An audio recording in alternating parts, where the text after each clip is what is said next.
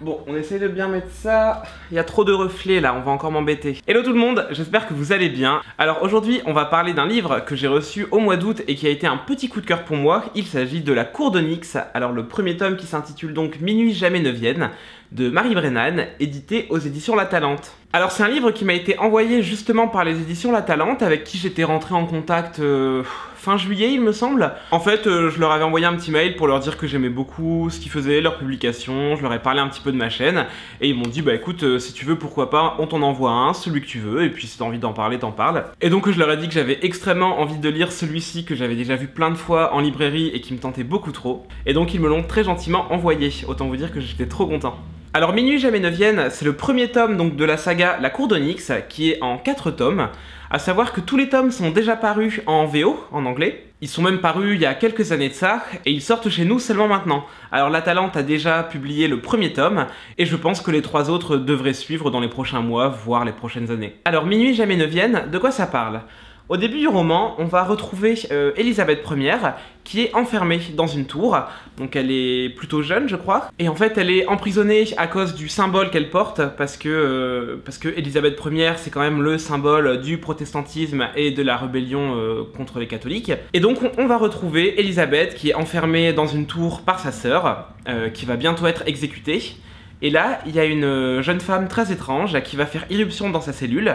Alors on sait pas du tout comment est-ce qu'elle est rentrée parce que la cellule est censée être gardée par des gardes. Et elle va lui proposer un pacte. En gros, elle va lui proposer de la sauver, de la faire devenir reine d'Angleterre, et en échange, Elisabeth devra lui rendre quelques services et l'aider à accéder au trône des Fae. Parce que oui, dans la cour d'Onyx, on se retrouve dans un Londres un peu différent de celui qu'on connaît. En fait, on va suivre un Londres où les humains vivent comme nous on le vit, mais sans qu'ils le savent, il y a un deuxième peuple qui vit sous la cité et qui s'appelle les Fae. En gros, les Fae, c'est le peuple féerique, donc ça regroupe aussi bien des elfes que des trolls, que des lutins, que des gobelins, enfin vous voyez un petit peu le délire. Et donc on a toute cette communauté magique qui vit sous Londres, un peu comme si on avait posé un miroir en dessous de la ville et que tout s'y reflétait. Vous voyez un peu le délire? Et donc comme je vous l'ai dit, on a Invidiana qui va aider Elisabeth à accéder au trône et à ne pas être exécutée par sa sœur. Et en échange, Elisabeth devra aussi lui rendre quelques services à la cour afin de mettre Invidiana dans de bonnes situations et l'aider elle aussi à accéder au trône. Donc une fois cette intro passée où on se rend compte que les deux font un pacte, on fait un bond de 30 ans dans le futur. Donc autant vous dire que là, la reine Elisabeth a eu le temps de bien s'asseoir sur son trône et elle devient la figure emblématique telle qu'on la connaît aujourd'hui. Et on va se retrouver dans les années 1585-88, donc l'époque où Elisabeth est un peu seule face au reste de l'Europe parce que donc elle est une reine protestante et que le reste de l'Europe est catholique. Il y a de grosses tensions avec les Espagnols qui menacent d'envahir l'Angleterre, de leur faire la guerre. Bref, on connaît un peu toute cette période-là de l'histoire. D'ailleurs, si vous connaissez pas trop cette période de l'histoire, ne vous inquiétez pas, je reviens là-dessus un peu plus tard dans la vidéo. Et donc on va reprendre l'histoire 30 ans plus tard, dans cette période un peu de conflit, et on va suivre 2 personnages. On va suivre Devon.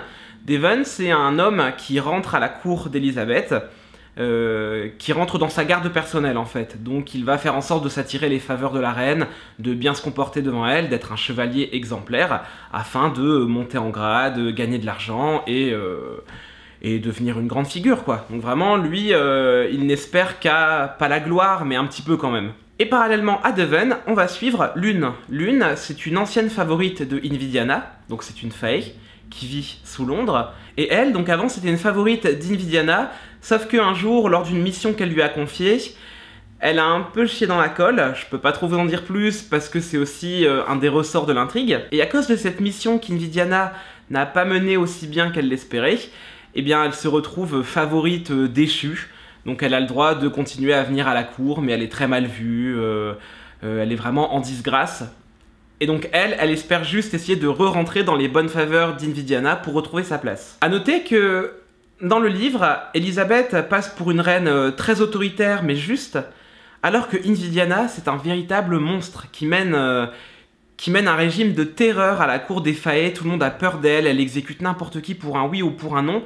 Et donc on va vraiment suivre une Lune qui a très peur de ce qui peut lui arriver et qui se dit putain il faut absolument que je gère bien mes missions, sinon Indiana va me buter quoi. Et à côté de ça on va suivre Devon qui lui aussi a assez peur de la reine Elisabeth parce qu'il a peur de mal faire les choses, mais qui est quand même beaucoup plus tranquille dans sa vie de tous les jours parce qu'on le menace pas de lui trancher la tête et de le détruire en 1000 morceaux tous les 10 minutes. Et donc on va suivre ces deux personnages, chacun de leur côté, qui essayent de gérer leur vie tant bien que mal, sauf que assez rapidement ils vont se retrouver face à des complots, aussi bien à la cour des humains qu'à la cour des Fae.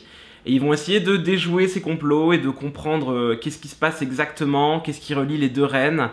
Et voilà, j'ai pas envie de trop vous en dire parce que j'ai pas envie de vous gâcher le plaisir de l'intrigue, mais ça a été vraiment une super lecture. J'avais l'impression de relire du Game of Thrones à la sauce anglaise victorienne avec des créatures magiques, bref, c'était vraiment bien.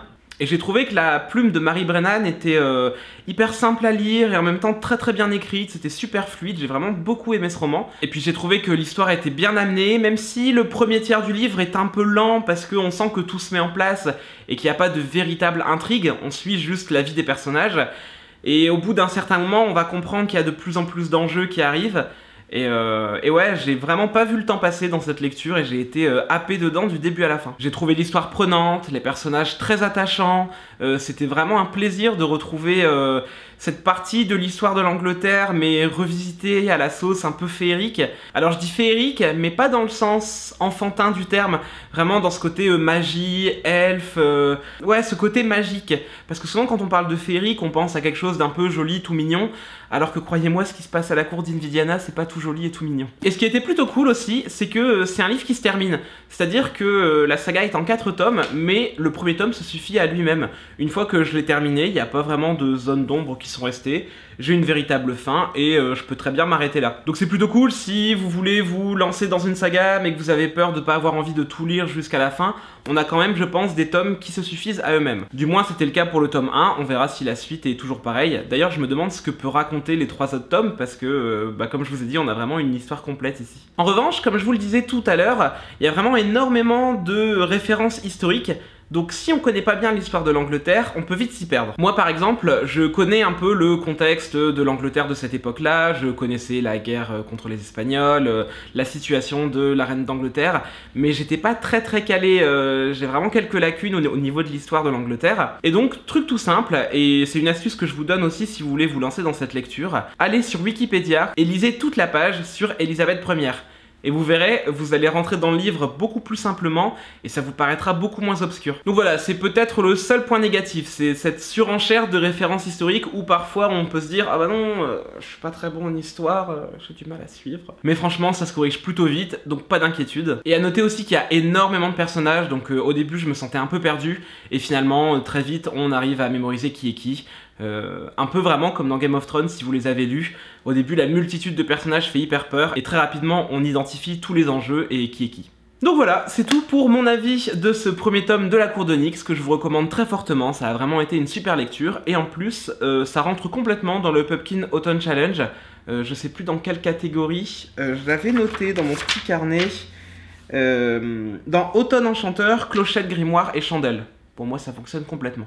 Et ben voilà, j'espère que cette vidéo vous a plu. Moi ça m'a fait plaisir de vous parler de ce livre parce que depuis que je l'avais fini, j'arrêtais pas de me dire faut absolument que j'en parle sur ma chaîne et j'avais jamais eu le temps de faire la vidéo, ce qui est chose faite. Sur ce, je vous dis à très bientôt, on se retrouve la semaine prochaine pour une autre vidéo où je vous parlerai de mon avancée dans le Pumpkin Autumn Challenge et où je vous proposerai un petit concours. Comme d'habitude, si la vidéo vous a plu, n'oubliez pas de vous abonner, de me dire ce que vous en avez pensé et puis moi je vous dis à très bientôt. Ciao.